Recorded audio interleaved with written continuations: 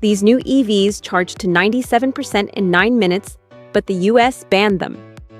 As part of its Flash Charging China initiative, multinational manufacturing company BYD Auto has deployed 6,682 ultra-fast chargers across 321 cities in China.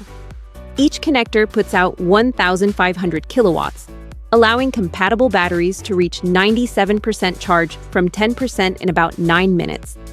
The campaign hit 5,000 stations in under a month earlier this year, though deployment has since slowed. The year-end target of 20,000 stations, however, is still in place. None of this progress is coming to the US, though, as BYD is on a federal blacklist over alleged ties to the Chinese military, which keeps its cars, chargers, and the company itself from the American market.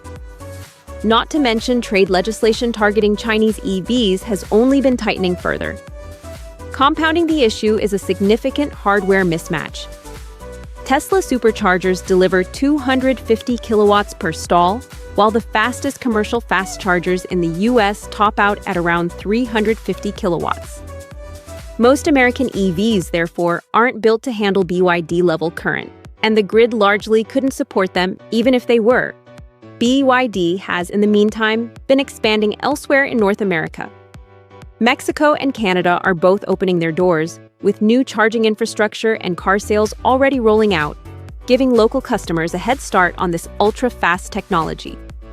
Crossing the border to grab one isn't a workaround either, as US federal law bars Chinese EVs from American roads, regardless of where the car was purchased.